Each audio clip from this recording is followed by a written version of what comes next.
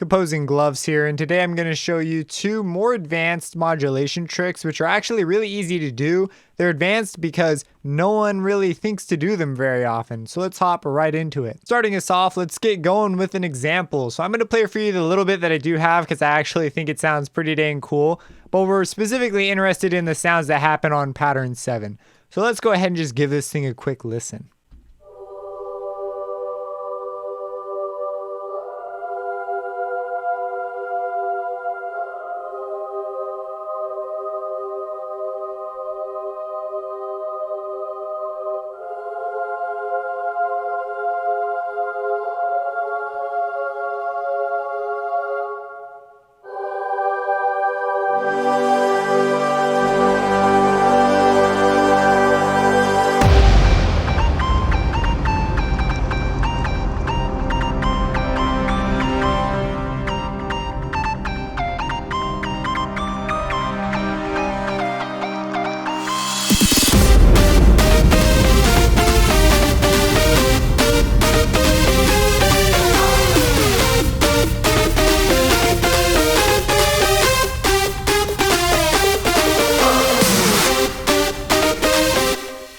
Alright, so that's what I have so far. Things are building up. I'm still deciding if I want to go into an actual drop here or if I want to go into a rebuild or what I even want to do right there.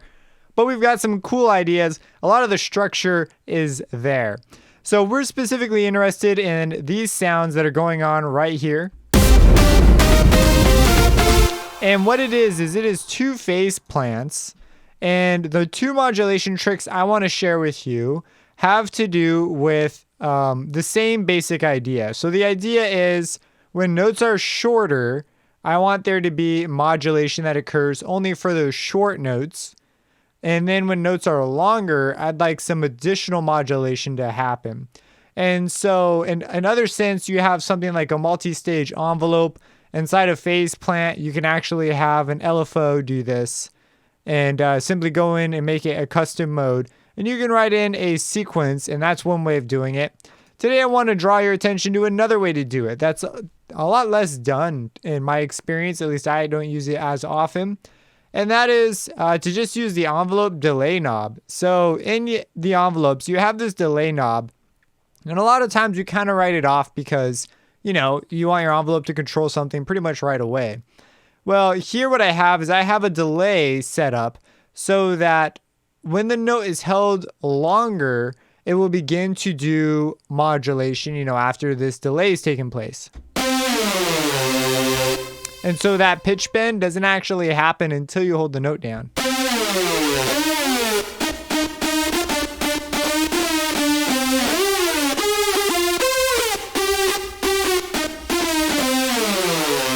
And in my melody, I've sort of fine-tuned this to be pretty much the exact length I want to get the effect that I want. So if we come in and actually look at the MIDI here, only this note, a note that is this long, will really get the effect. Notes this long and longer. So these ones, even though they're long, I've tuned the delay, just so it's just long enough that it doesn't affect it.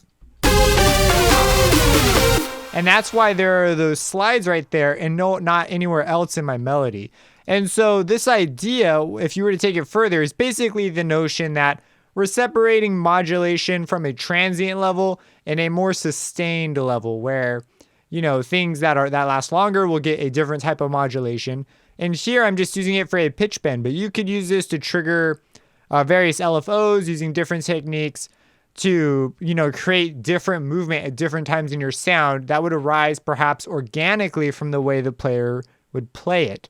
And so tuning these sorts of things takes a little while. You want to figure out, exactly how long it needs to be and stuff like that. How fast is your song? Especially with a bend effect like this. But that's the basic idea, is just simply dial in a delay effect. And then I simply have this running to the two parts of the synth. So we can actually take this idea a step further and sort of riff on what we're doing here. So I have this delay going on. And there's a pitch bend that's happening by a precise amount. So what I can do is I can introduce a random module and basically have the amount that this pitch bend occurs by be controlled and be somewhat random. Now in this particular patch, I have two sound sources that are generating, noise. And what I can do is I can sidechain them. So here I've got this first, well, it's the second envelope. And what I'm going to do is I'm going to say, okay, wherever this is going on. So I'm going to click on my random generator after I've set it up with, these settings. I'm going to click on it and I'm going to click this little star. And what this is going to do is it's going to basically control how much this pitch bend is allowed to move by according to sort of wherever it's at. So right now this is the higher octave part of the patch. So now if we play a note,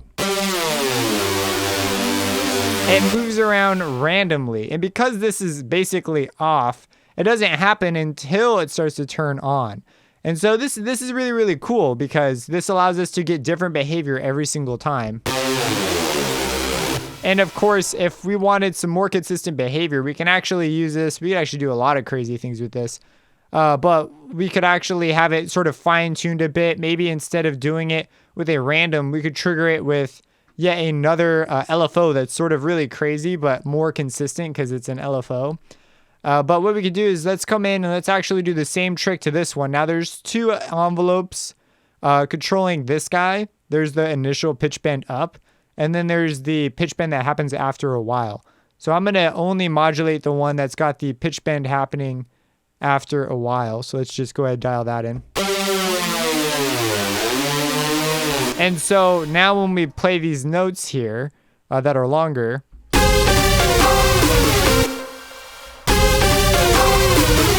and let's go into the pattern itself, and let's just solo the one that we've been working on, just so I could show you a more clear example of what's happening.